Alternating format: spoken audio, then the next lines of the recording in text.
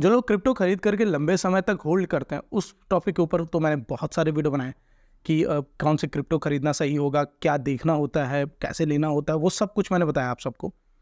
पर उनका क्या जो हर दिन क्रिप्टो खरीद करके बेचना चाहते हैं, जो दिन दिन का प्रॉफिट चाहते हैं। तो आज के इस वीडियो में, जो कि एक बिगिनर वाला वीडियो ही होने वाला है, आपको मैं बताऊंगा कि कैसे एक नया बंदा क्रिप्टो में ट्रेडिंग स्टार्ट कर सकता है। और जिस मेथड के बारे में हम बात करेंगे उसे स्कैल्पिंग कहते हैं। स्कैल्पिंग मतलब होता है जैसे ही क्रिप्टो में थोड़े बहुत चेंजेस होते हैं, मार्केट में थोड़ा बदलाव होता है, हम खरीद करके बेचते हैं। मतलब हम लंबे समय तक होल्ड नहीं करते, हम बस खरीदते बेचते खरीदते बेचते खरीदते बेचते और बीच का प्रॉफिट अपनी जेब में रख लेते हैं। और मैं सिर्फ आपको बताने ही नहीं वाला हूँ, मैं आपको प्रॉफिट भी दिखाने वाला हूँ कि कैसे आप डेली ट्रेडिंग करके 1,500 से 2,000 रुपये बना सकते हो दिन के। अब ये ऑब्वियसली डिपेंड करता है कि आप कितने फंड लगाते हो। मैं यहाँ एग्जांपल के लिए $50 ले करके चल रहा हूँ, क्योंकि मैं आपको जो इस वीडियो में दिखाने वाला हूँ अपना डेटा, उसमें मैंने $50 ही यूज़ किया है। और $50 यूज़ करके मैं दिन का लगभग $15 से $20 के आसपास निकाल रहा हूँ। तो उसका मैं आपको प्रूफ भी दिखाता हूँ। चलो मैं आपको समझाता हूँ कैसे करना होता है। अब यहाँ एग्जांपल के लिए मैं बिटगेट, एक ऐप है मेरा, मेरा नहीं है, क्रिप्टो एक्सचेंज है, उसको मैं यूज़ कर रहा हूँ। आप कोई भी एक्सचेंज का ऐप यूज़ कर सकते हो, बाइनेंस, बिटगेट, बाइबिट, जो भी आप यूज़ कर रहे हो, जिसमें भी आप ट्रेडिंग करना चाहते हो।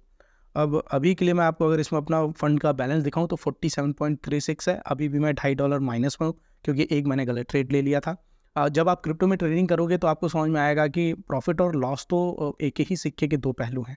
ये आप कभी आपको प्रॉफिट होगा, कभी आपको लॉस होगा। अगर आप लॉस पर रो देते हो, बैठ जाते हो, तो फिर भैया ये ट्रेडिंग आपकी चीज़ नहीं है, आप रहने दो। आप बस खरीद करके होल्ड करो, जब प्राइस बढ़े तब आप बेचो। अब अच्छा हाँ, स्कैल्पिंग तो मैंने आपको समझा दिया कि आपको क्या झटके में खरीदना होता है, झटके में बेचना होता है, खरीदना बेचना, ये छोटे छोटे मार्जिन पे आपको खरीद बेच करनी होती, ये स्कैल्पिंग। अब पहले आपको प्रूफ दिखा देता हूँ। मैं अभी सुबह से कर रहा था किस क्रिप्टो में, अच्छा ये XRP8 में कर रहा था मैं। सुबह से लगभग 5-6 बजे या 7 बजे जब भी मैं उठाऊँगा तो मुझे मार्केट थोड़ा फेवरेबल लगा, तो मैंने ट्रेड लेना चालू किया। सुबह अच्छा प्रॉफिट हुआ, फिर उसके बाद कम हुआ, फिर थोड़े लॉस भी हुए। अभी भी मैं लॉस में ही हूँ। अब अगर इस क्रिप्टो का नाम देखो, हैरी पॉटर ओबामा पैकमैन 8 इनू, जाहिर सी बात है कोई भी जेन्युइन क्रिप्टो नहीं होगा, ये बस कोई पंप एंड डंप के लिए यूज़ किया जा रहा है, और मैंने भी वही किया। आपको अभी धीमे धीमे सब बताता हूँ। पहले प्रॉफिट दिखा देता हूँ, फिर बताऊँगा पहचान कैसे करनी होती है। अब इसके अगर मैं ग्राफ में चलूँ तो आप देख सकते हो यहाँ पे मैंने काफ़ी सारी बाइंग सेलिंग की है। आप देख सकते हो एस मतलब सेलिंग, और नीचे जो बी लिखा हुआ है इसका मतलब बाइंग। रेड कैंडल मतलब वो मार्केट डाउन गया है, और ग्रीन कैंडल मतलब कि मार्केट अप गया है, बाइंग अच्छी हुई है। ठीक है। अब अगर इसमें मैं आपको दिखाऊं कि मेरी एवरेज बाइंग सेलिंग क्या चल रही है, यहाँ इस वाले में अगर आप देखो, इस कैंडल में मैंने एवरेज बाई किया है 0.000500 पर, और एवरेज सेल किया है 0.00537 पर। देख लो कितने कम मार्जिन पे मैंने बाई और सेल किया, और इसका इफेक्ट क्या पड़ा, कितना मेरा प्रॉफिट लॉस हुआ। मैंने लगाए थे कितने, 20 और 13 लगा करके मैंने खरीदे, और मैंने बेचे 14 और 22 में, यानी कि $3 के आसपास मैंने निकाल लिया।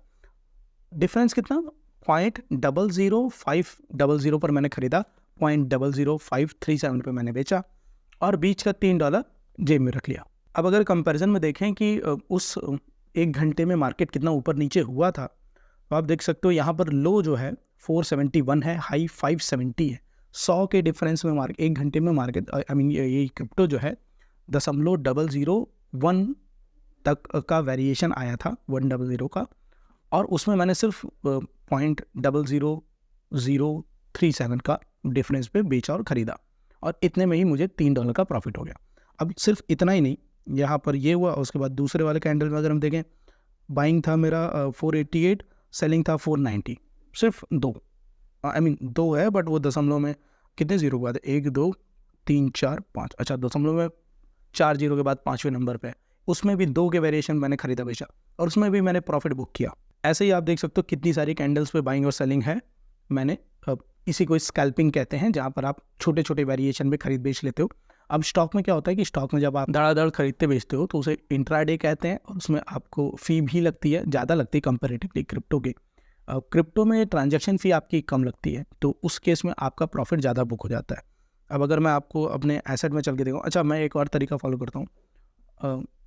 चलो पहले आप शुरू करते हैं। क्रिप्टो पहचानना कैसे है, ट्रेडिंग कैसे करनी है वो तो बता दिया। क्रिप्टो पहचानना कैसे है, ट्रेडिंग कैसे करनी है उसको थोड़ा भी और एक्सप्लेन करूँगा। फिर उसके बाद क्या तरीका मैं जो फॉलो करता हूँ, अगर आपको ठीक लगे तो आप भी फॉलो कर लेना। क्रिप्टो पहचानने के लिए सबसे आसान तरीका जो मैं यूज़ करता हूँ कि होम पेज पे जाना है एक्सचेंज के, और उसमें जो गेनर्स की लिस्ट है उसमें देखना होता है कि टॉप पे कौन से क्रिप्टो चल रहा है। क्योंकि गेनर मतलब कि आज दिन भर में कौन सा क्रिप्टो सबसे ज़्यादा गेन कर रहा है, कौन सा क्रिप्टो बुलिश में, आई मीन बुल रन पे है, कौन से क्रिप्टो में बाइंग ज़्यादा हो रही है। ऐसे में हमें क्या होता है कि हम लो पे बाई करके हाई पे सेल करने के चांसेस बढ़ जाते हैं। कहीं ऐसा ना हो कि आपने कोई भी रैंडम क्रिप्टो चूज़ कर लिया और उसके बाद उसमें बाई किया और उसके बाद से क्रिप्टो गिरे ही जा रहा है, आप लॉस में बुक कर रहे हो, लॉस में एग्जिट ले रहे हो। तो उस केस में भैया गेनर्स पे चले जाओ। अच्छा, मैंने अपने लिए स्टार्स में कुछ रखे भी हुए थे कौन कौन क्रिप्टो में। एक दिन मैं बेबी जी रॉक पे कर रहा था, एक दिन एनालोएस पे कर रहा था। ऐसे ही अलग अलग क्रिप्टो में मैं स्कैल्पिंग करता रहता हूँ, जो भी मुझे ठीक लगता है, जो मुझे फिट पड़ता है। तो आप गेनर की लिस्ट में जा सकते हो। गेनर की लिस्ट में जाने के बाद आपको देखना है कि किस में सबसे ज़्यादा वेरिएशन है। फिर उसके बाद देखना है कि कौन पॉइंट में आई मीन दशमलव में किसकी वैल्यू कितना पीछे है, क्योंकि हमें स्कैल्पिंग करनी है ना। मैं यही तरीका फॉलो करता हूँ। आई डोंट नो कि आप क्या करते हो, जो आपको ठीक लगे, कि दशमलव में जितना पीछे हो, क्योंकि उससे हमारे प्रॉफिट चांसेस बढ़ जाते हैं। अब इसमें देखो ये XRP 8 हमारा 0.20 पे है। मैंने इसको चूज़ किया था क्योंकि एक और चीज़ देखनी होती है, 24 घंटे का टर्नओवर, ट्रेडिंग वॉल्यूम, कि 24 घंटे में कितने लोगों ने खरीदा बेचा है। अगर खरीद बेच हो ही नहीं रही है क्रिप्टो की, तो मार्केट बहुत स्टैग्नेंट है, बहुत स्टेबल है। आप अगर बाई करके बैठे हुए और बेच ही नहीं पा रहे हो, तो क्या मतलब है स्कैल्पिंग का। स्कैल्पिंग में तो मार्केट में वेरिएशन होना चाहिए ना, ऐसे धड़ाधड़ ऊपर नीचे होता रहे, तभी तो आप खरीदोगे बेचोगे। तो अब यहाँ पे 24 घंटे का टर्नओवर। दूसरा अगर देखें तो इसमें टर्नओवर 385 का है। इस पर भी मैं हो सकता है इस वीडियो के बाद बैठ के स्कैल्पिंग करूँगा। दूसरा देखें तो अच्छा ठीक है, ये भी ठीक है। कई सारे मुझे ऐसे भी मिले जिसमें टर्नओवर लगभग ना के बराबर था, तो उसमें स्कैल्पिंग करने का मन किया नहीं। मैं आपको दिखा देता हूँ। जैसे ये 137 है, इसको अवॉइड करना ठीक रहेगा। अच्छा देखो, ये एक मिला है Velo1/USDT, इसका 24 घंटे का टर्नओवर 68,000 का है। अब इसमें ऑब्वियसली बाइंग सेलिंग कम हो रही है। आप नीचे ट्रेड्स में जा करके देख सकते हो कि किस किस टाइम पे इसमें बाइंग हो रही है। 18:43 पे हो रही है, अभी 18:50 हो रहा है। 18 7 मिनट पहले इसमें लास्ट बाइंग हुई थी, लास्ट वो भी सेलिंग हुई थी, उसके बाद से कोई ट्रेड ही नहीं हुआ है। तो ऐसे क्रिप्टो से बचना होता है। हमें देखना होता है जो पंप में हो, जिसमें जो प्रॉफिट में जा रहा हो, गेन में हो, गेनर लिस्ट में हो, और जिसमें टर्नओवर भी ज़्यादा हो, लगातार लोग खरीद बेच रहे हो, ताकि हम एंट्री एग्जिट आसानी से ले सकें। ठीक। अब इसके बाद जैसे मान लो ये मैंने XRP 8 चूज़ कर लिया, फिर उसके बाद जो क्रिप्टो हमने पसंद किया है उसमें हमें देखना होता है कि सपोर्ट कहाँ पर मिल रहा है क्रिप्टो में। उसके लिए हमें कैंडल्स में आ जाना है। अगर आपको कैंडल्स नहीं दिख रहा है, ऐसा दिख रहा है, आई मीन ऐसा कुछ लेआउट दिख रहा है आपको इस तरीके का, तो आपको ऊपर कैंडल्स का ऑप्शन कहीं ना कहीं होगा, ऊपर कैंडल में चले जाना और कैंडल में जा करके देखना, ऊपर 1 मिनट का ऑप्शन है, 15 मिनट का ऑप्शन है, 1 घंटे का ऑप्शन है। तो आप 1 घंटे का ही ले लेना। 1 घंटे का ऑप्शन सेलेक्ट करके देखना कि भैया सपोर्ट कहाँ कहाँ पर मिल रहा है। सपोर्ट क्या होता है कि किस पॉइंट के नीचे क्रिप्टो आ ही नहीं रहा है। ठीक है, जैसे यहाँ पर आप देख सकते हो एक रेड कैंडल बनी, वो आई यहाँ इस पॉइंट तक। ये देखो ये आई है, मिनिमम इसका कितना गया, लो गया है 459। ठीक है, फिर उसके बाद 459 से ही इसकी बाइंग चालू हुई है यहाँ पर लगभग 480। ठीक है, देखो इसको 480 469 के रेंज में इसको सपोर्ट मिल रहा है, वहीं कैंडल इसकी मिनिमम आ रही है। फिर उसके बाद काफ़ी बाइंग हुई, फिर सेलिंग हुई, फिर उसके बाद देखो लगभग उसी के आसपास आया हुआ है। तो हमें पहचानना है कि किस पॉइंट के नीचे नहीं जा रहा है, कौन सा लगभग कि अब इसके नीचे क्रिप्टो जाएगा ही नहीं। ये पूरा समझदारी पे है, इसी चीज़ का आपको पैसा मिलना है, इसी चीज़ के आपको पैसे निकालने हैं। तो अब एक बार आपने सपोर्ट पहचान लिया, तो सपोर्ट से हल्का सा ऊपर या एकदम सपोर्ट पे ही आप बाइंग लगा करके लिमिट ऑर्डर लगाना है, मार्केट ऑर्डर नहीं लगाना है। ट्रेड पे जब आप जाओगे तो देखो यहाँ पर कई सारे ऑप्शन है, लिमिट ऑर्डर है, एडवांस ऑर्डर है, मार्केट ऑर्डर है। डिफरेंस क्या होता है, मार्केट ऑर्डर में आप जैसे ही बाइंग लगाते हो, मार्केट इसमें उसकी जो भी वैल्यू है उसी वैल्यू पे आपको बाई हो जाएगा। बट लिमिट ऑर्डर पे अगर मैंने सेलेक्ट कर लिया कि अच्छा नहीं मुझे जैसे मान लो इसकी लोवेस्ट है, ये लो पे कितना गया है 480, मैंने लिमिट ऑर्डर पे 480 पे लगा दिया कि 480 पे आएगा तभी क्रिप्टो बाई होना चाहिए, तो वो तब तक हमारा ऑर्डर पड़ा रहेगा। जैसे ही क्रिप्टो 480 पे आता है बाई हो जाएगा। इससे क्या होगा, आपको 24 घंटे बैठ के देखने की ज़रूरत नहीं है। जब बाई होता है आपको नोटिफिकेशन आ जाएगा, आप समझ जाओगे हाँ भैया ये वाला एग्जीक्यूट हो गया है, बाइंग होगी। अब उसके बाद सेलिंग करनी है। सेलिंग कहाँ करनी है, अब यहाँ से एक आइडिया लग जाता है कि अच्छा मैक्सिमम कितना जा सकता है, या फिर आप ये भी देख सकते हो कि आप कितना प्रॉफिट बुक करना चाहते हो। जितना आप वेट करोगे उतनी ज़्यादा रिस्क बढ़ेगा, थोड़ा सा भी ऊपर जाता है बेच के प्रॉफिट जेब में रख लो। फिर एक चीज़ होती है, वैसे तो इसका कुछ खास फ़र्क नहीं पड़ता है, बट देख लेना बेटर ही है, वो होता है ग्राफ। नीचे आपको डेप्थ डेप्थ दिख जाएगा आपको। डेप्थ क्या होता है कि उसमें पता चलता है कि कितने लोग बाई कर रहे हैं, कितने लोग सेल कर रहे हैं। अगर किसी भी चीज़ की मान लो मार्केट में ब्रेड ही है, उसको खरीदने वाले 10 लोग हैं, बेचने वाला एक ही आदमी है, और उसके पास एक ही ब्रेड है, तो वो प्राइस बढ़ा सकता है, वैसे ही किसी चीज़ की जब डिमांड ज़्यादा होगी, खरीदने वाले ज़्यादा होंगे, बेचने वाले कम होंगे, तो उसके प्राइस बढ़ने के चांसेस ज़्यादा होते हैं। और अगर सेलर ज़्यादा हैं, बायर कम हैं, तो फिर प्राइस गिरने के चांस होते हैं। वैसे इतना ज़्यादा फ़र्क भी नहीं करता, क्योंकि कई लोग मार्केट ऑर्डर पर लगा देते हैं लिमिट ऑर्डर की जगह, बट ठीक है, देख लो, थोड़ा आइडिया लगेगा।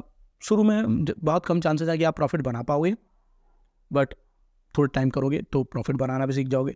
हर दिन प्रॉफिट भी नहीं होता है, मैं आपको ये भी समझा दूँ, कई बार लॉस भी हो जाता है। जैसे अभी 2 दिन पहले का ही किस्सा है, मैं पोजीशन ओपन करके चला गया था गार्डन घूमने, आया तो देखा $13 का मुझे नुकसान हो रखा है।